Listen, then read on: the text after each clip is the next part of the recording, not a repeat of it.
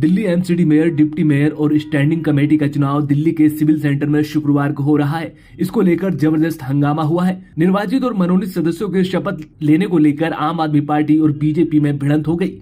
बता दें कि आप और बीजेपी के सभी पार्षद, मनोनीत पार्षद और अधिकारी सिविल सेंटर स्टेट एमसीडी सदन पहुंचे। जैसे ही उपराज्यपाल द्वारा घोषित पीठासीन अधिकारी बीजेपी के सत्य शर्मा ने शपथ ग्रहण की और उसके बाद उपराज्यपाल द्वारा मनोनीत 10 पार्षदों के शपथ ग्रहण का सिलसिला शुरू हुआ, वैसे ही आम आदमी पार्टी के कार्यकर्ताओं की ओर से नारे लगने लगे। दरअसल उन्होंने आपत्ति जताते हुए कहा कि पहले चुने हुए पार्षदों का शपथ ग्रहण होना चाहिए। इतना ही नहीं, देखते ही देखते बीजेपी के पार्षदों की ओर से भी नारे लगने लगे और ये नारेबाजी हंगामा और मारपीट में तब्दील हो गई। फिलहाल सदन में हंगामा जारी है। मार्शल और सुरक्षा अधिकारी सदन में मौजूद पार्षदों को एक दूसरे से बचाने में जुटे। गौरतलब है कि आम आदमी पार्टी का आरोप है कि पहले कभी ऐसा नहीं हुआ। सबसे पहले मनोनीत पार्षदों को शपथ दिलाई गई और इसी बात को लेकर आज मेयर चुनाव से पहले आप और बीजेपी पार्षद एमसीडी सदन में भिड़े। जाते हुए पहले उनकी शपथ कराते हैं कि गुंडागर्दी नहीं तो क्या है। बीजेपी आम आदमी पार्टी के पार्षदों ने हमला शुरू किया।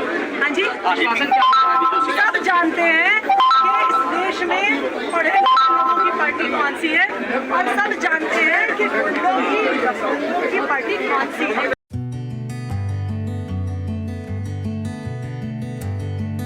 कंझावला अंजलि केस में दिल्ली पुलिस शुक्रवार को अंजलि की दोस्त निधि को जांच में शामिल होने के लिए सुल्तानपुरी पुलिस स्टेशन ले गई। बता दें कि अंजलि की 1 जनवरी की सुबह लगभग 12 किलोमीटर तक एक कार द्वारा घसीटने के बाद मौत हो गई थी। डीएसपी हरेंद्र कुमार सिंह ने आईएनएस को बताया कि पुलिस ने उन्हें जांच में शामिल होने के लिए बुलाया है। उन्होंने स्पष्ट किया कि निधि को न तो हिरासत में लिया गया है और न ही गिरफ्तार किया गया है। हरेंद्र कुमार सिंह ने आईएनएस को बताया कि कुछ चैनल ये खबर दिखा रहे हैं कि निधि को पुलिस ने गिरफ्तार कर लिया है। मैं साफ कर देना चाहता हूं कि उन्हें पुलिस ने जांच में शामिल होने के लिए बुलाया है। वहीं एक अधिकारी ने कहा कि जांच में शामिल होने के लिए एक पुलिस की टीम निधि को लेकर आई थी। उन्होंने कहा कि घटना की पूरी समय रेखा और आरोपी और चश्मदीद के बयान की जांच के एक हिस्से के रूप में सत्यापित किया जा रहा है। इससे पहले पुलिस ने निधि का सीआरपीसी की धारा 164 के तहत बयान दर्ज किया था। जिस रात यह हादसा हुआ, निधि अंजलि के साथ थी।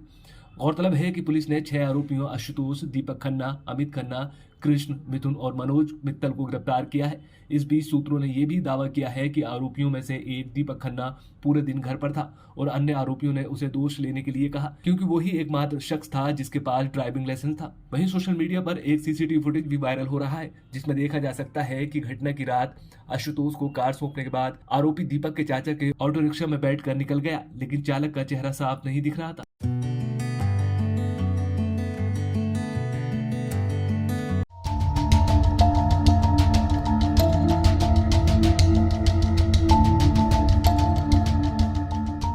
कंझावला केस में पुलिस को एक और कामयाबी मिली है। पुलिस ने मामले में एक और आरोपी को गिरफ्तार कर लिया है, जबकि बाकी बचे एक आरोपी की तलाश की जा रही है। पुलिस ने आशुतोष नाम के जिस आरोपी को गिरफ्तार किया है, उसी की कार से हादसा हुआ था। इससे पहले पुलिस ने मामले में 5 मुख्य आरोपियों को भी गिरफ्तार कर लिया था। बता दें कि इससे पहले पुलिस ने प्रेस कॉन्फ्रेंस कर इस बात का खुलासा किया था कि मामले में 5 नहीं 7 आरोपी हैं। मामले में 2 और लोगों के शामिल होने की बात सामने आई थी। पुलिस ने बताया था कि हादसे के वक्त आशुतोष मौजूद नहीं था, लेकिन उसने बाद में आरोपियों की मदद की थी।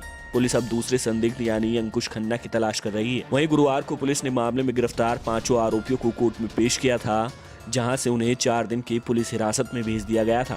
पुलिस ने कोर्ट के सामने ये मांग रखी थी कि मामले में आरोपियों से पूछताछ करना बाकी है, इसीलिए उनकी पुलिस कस्टडी की जरूरत है। वहीं पुलिस ने कोर्ट में ये भी जानकारी दी थी कि ड्राइवर दीपक ने जो जानकारी दी वो गलत थी। आरोपी डेड बॉडी के साथ करीब 2 घंटे तक घूमते रहे हैं। इनका सीसीटीवी फुटेज पेट्रोल पंप और ढाबे से लिया गया है। आरोपियों के खिलाफ 304, 120B, 201 धाराओं के तहत मामला दर्ज किया गया है।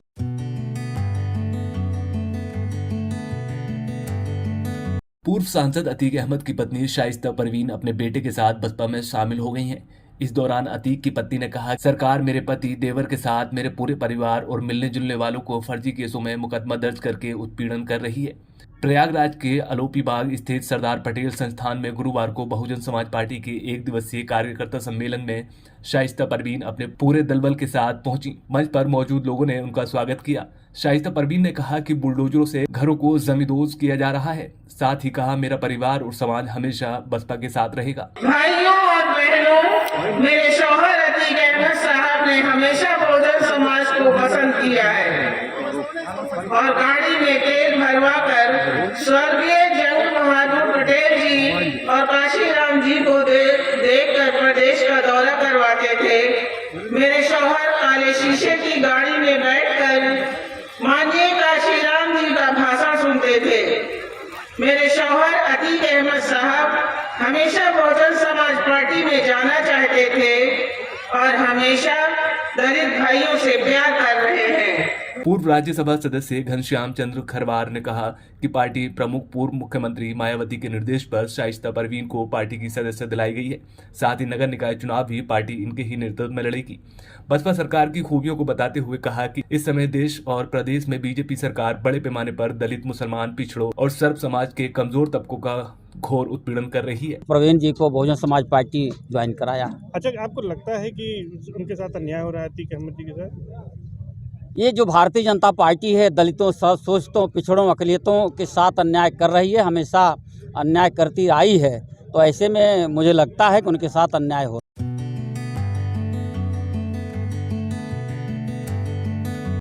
यूपी में शीतलहर दिन पर दिन घातक होती जा रही है। बता दें कि कानपुर में गुरुवार को हार्ट अटैक और ब्रेन स्ट्रोक से 25 लोगों की मौत हो गई। इनमें से 17 लोगों की इलाज होने से पहले ही मौत हो गई। डॉक्टरों के मुताबिक ठंड में ब्लड प्रेशर अचानक बढ़ जाना और खून का थक्का जम जाना हार्ट अटैक और ब्रेन स्ट्रोक का कारण बन रहा है। गौरतलब है कि कार्डियोलॉजी संस्थान के कंट्रोल रूम के मुताबिक गुरुवार को इमरजेंसी और ओपीडी में 723 हृदय रोगी आए। इनमें से 41 मरीजों की हालत गंभीर थी, उन्हें भर्ती किया गया। गंभीर हालत में अस्पताल में इलाज करा रहे 7 हृदय रोगियों की ठंड की वजह से मौत हो गई। इसके अलावा 15 मरीजों को मृत अवस्था में इमरजेंसी में लाया गया। कार्डियोलॉजी के निदेशक प्रोफेसर विनय कृष्ण ने कहा कि इस मौसम में मरीजों को ठंड से बचना चाहिए। लखनऊ में किंग जॉर्ज मेडिकल यूनिवर्सिटी की एक फैकल्टी सदस्य ने कहा कि इस ठंड के मौसम में दिल के दौरे केवल बुजुर्गों तक ही सीमित नहीं है, हमारे पास ऐसे मामले भी हैं जिनमें युवाओं को भी दिल का दौरा पड़ा है। वहीं प्रदेश में पड़ रही कड़ाके की ठंड से आम जनजीवन प्रभावित है। लोगों को ठंड से बचने के लिए अलाव का सहारा लेना पड़ रहा है और उनको कामकाज करने के लिए घरों से निकलने में भी दिक्कत हो रही है। वहीं दूसरी तरफ यूपी मौसम विभाग ने आने वाले दिनों में और ज्यादा ठंड पड़ने की संभावना जताई है।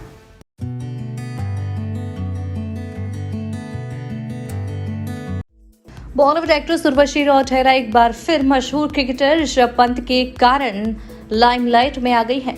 हाल ही में एक्ट्रेस ने अपनी इंस्टाग्राम स्टोरी पर मुंबई के कोकिलाबेन धीरूभाई अंबानी अस्पताल की फोटो शेयर की। इस पोस्ट के बाद पूरे इंटरनेट पर इस बात की चर्चा होने लगी कि उर्वशी रौटेला क्रिकेटर ऋषभ पंत से मिलने गई हैं। अभी तक इस बात का कोई क्लैरिफिकेशन नहीं है कि उनकी मुलाकात हुई, लेकिन जिस हॉस्पिटल में ऋषभ पंत एडमिट हैं, उर्वशी ने अचानक उस हॉस्पिटल की फोटो को इंस्टा स्टोरी पर शेयर कर फैंस को कंफ्यूज कर दिया है।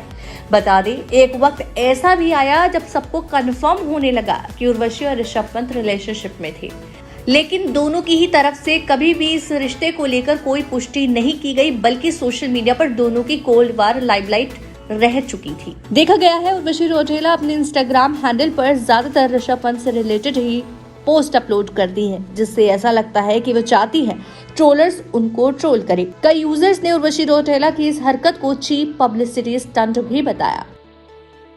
Well, I can never miss an update.